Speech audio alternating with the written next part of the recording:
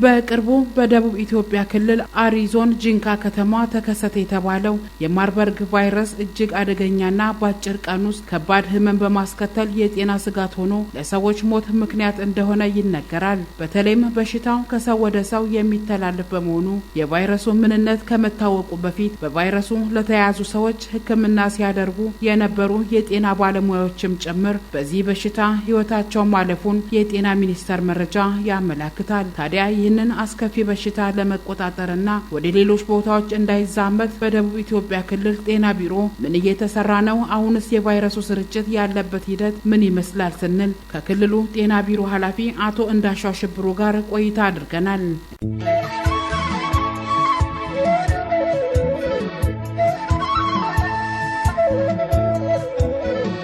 የደቡብ ኢትዮጵያ ክልል ጤና ቢሮ ኃላፊ አቶ እንዳሻው ሽብሩ ማርበርግ ቫይረስ እንዴት ተከሰተ፣ በሽታው እንዳይዛመት የቁጥጥር ሂደት ውስጥ እንዴት እየተመራ ነው ብለን ጠይቀናቸዋል።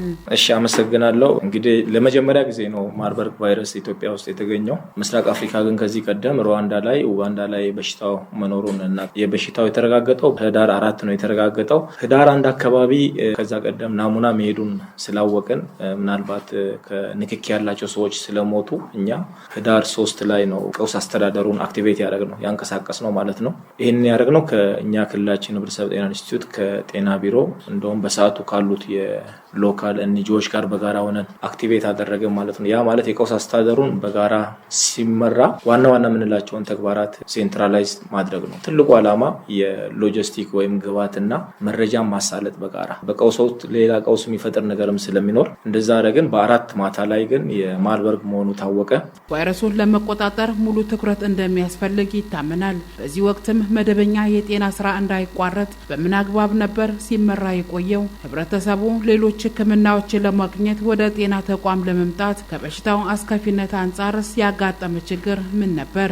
በዚህ ሁኔታ ላይ ስንሰራ መደበኛ ስራ ደግሞ እንዳይበላሽ የቢሮ ምክትል ኃላፊ ጦመና ጨምሮ ሌሎች ምክትሎች ደግሞ መደበኛ ስራን ይመራሉ ማለት ነው። እዚህ ቢሮ ውስጥ ነው ማለት ነው። እኔ ለጊዜው ቢሮ የት ነው? ለጊዜው ኢንስቲትዩት ውስጥ ነው የኔ ቢሮ ማለት ነው። ስለዚህ ምክትል ቢሮ ኃላፊያችን መደበኛ ስራ ለምሳሌ ክትባት፣ ወባ፣ ሌሎች ነገሮች እዚህ ቢሮ ይገመገማሉ ማለት ነው። ምክንያቱም ብዙ ጊዜ እንዳየነው በቀውስ ወቅት ሌላ ችግር የሚያመጣው የመደበኛ ስራ በስራ ላይ አለመኖሩ። ስለዚህ ከኮቪድም ልምድ አግኝተን ይህንን በጎን ለጎን ሰርተናል። በነገራችን ላይ ጂንካ ሆስፒታልም መደበኛ ስራውን አላቋረጠም።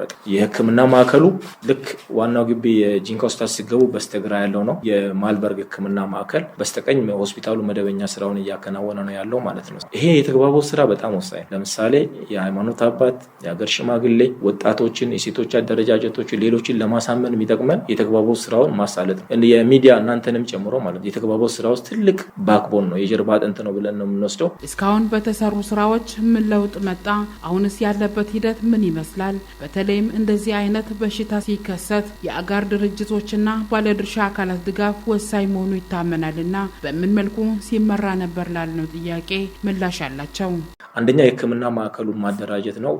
ያው ጂንካ ሆስፒታል በደንብ የተደራጀ አልነበረም። ከዚህ አንጻር የጽኑ ህሙማን አልጋን ወይም ሴታፑን በማዘጋጀት የኩላሊት እጥበት ማሽኖችን በማዘጋጀት ላውንደሪ ማሽኖችን ጨምሮ የኬሚስትሪ፣ ሄማቶሎጂ፣ ኦርጋን የሚመረምሩትን ማሽኖች ጤና ሚኒስቴር በሚገባ አግዞናል። ሆስፒታል እንዲሆን አስችሏል። ድንኳን፣ ሌሎች ነገሮችን ይረዷሉና አሁን ማዕከሉ ከ30 በላይ ሰው አስተኝቶ ማከም የሚቻልበት ደረጃ ላይ ደርሷል ማለት ነው።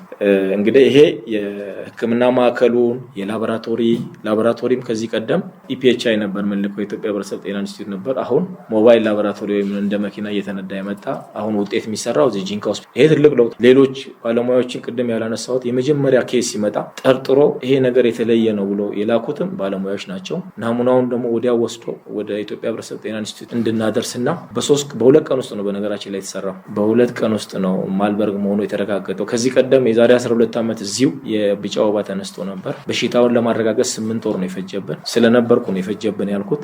ወደ 67 ሰዎች አጥተናል። አሁን ግን እንደ ሀገር የላቦራቶሪ ስርዓት መጠናከር አንዱ ነገር ነው። ሁለተኛ ችግሮችን የመለየት በሽታን የመለየት ጥንካሬ በሆስፒታል ደረጃም እያደገ መሄዱን ያሳያል ማለት ነው። በእቅድ ከመምራትና ወረርሽኙን ለመቆጣጠር ከባለድርሻ አካላት ጋር ያለው የመረጃ ልውውጥ ሂደትስ ምን ይመስላል? አቶ እንዳሻው ምላሽ አላቸው። ሌላው የፕላን ሴክሽን ብለን ነው የያዝነው። ፕላን ሴክሽን የምንለው ለከፍተኛ አመራሮች በየዕለቱ ሂደቱን ሼር እናደርጋለን። ምናልባት አንዱን ሞዴል በኋላ ላይ ሊሰጣችሁ ይችላሉ። ለአስተባባሪዎች፣ ለዞን አስተዳዳሪዎች በተለይ ለደቡብ ኦሞና ለአሪ ዞን መምሪያ ኃላፊዎችን ጨምሮ ሼር እናደርጋለን። ከስቲግማ ወይም ደግሞ ይሄ ከመድሎ አንፃር የወጡት በሽተኞች ላይ ድነው የወጡት ላይ ያየነው ነገር በጣም ጥሩ የሚባል ህብረተሰቡ በነገራችን ላይ በጣም በተለያየ አደረጃጀት ለምሳሌ የወጡት በወጣት አደረጃጀት በቤተ ክርስቲያን ሌሎች ላይ ጥሩ አቀባበል ሲያደርግላቸው ነበር። ትላንት ደግሞ ወደ አካባቢያቸው ሄደው ሲሰሩ ነበር። ሶስተኛው ደግሞ የሚዲያ አካላት የተጫወቱት ሚና ነው። ትራዲሽናል ሚዲያ ወይም የመደበኛ ሚዲያ የእናንተን ጨምሮ በአጠቃላይ ግን በዚህ በሽታ ድኖ የወጣ ሰውን ማየት በጣም ደስ የሚል ለመናገር የ15 ዓመት ልጅ መጀመሪያ ድና ስትወጣ ለኛ ለባለሙያዎች በጣም ትልቅ ሞራል ነው የሆነው። እውነት ለመናገር ተጨማሪ ህመም እንዳናገኝ የረዳን ግን ህዝቡ ነው። በጣም እንግዲህ ምልክት ያለውን ሰው በዚህ ሰዓት የተለያየ ጊዜ ስልክ እየደወሉ ይነግሩናል ማለት ነው። የተለያየ ሰው ከዚህ ቀደም ግን እንደዛ አልነበረም ማለት ነው። አብዛኞቹ ማለት ነው እንደው በአጠቃላይ እንደው ለማንሳት ምልክት አሳይቶ የቆየ ሰው የመዳን እድሉ በጣም ደከም ያለ ነው። በሽታው በተለይ ደግሞ በኩላሊትና በጉበት ላይ የሚያደርሰው ጫና ከፍ ስለምን ለመትረፍ በጣም ያስቸግራል ማለት ነው። ስለዚህ እኛም ስንመክር የነበረው ህዝቡ ጋር የተግባባ ነውና የተሳካልን ብዬ ማስበው ህመም ያለበት ሰው አሁን በጊዜ ይመጣል ማለት ነው።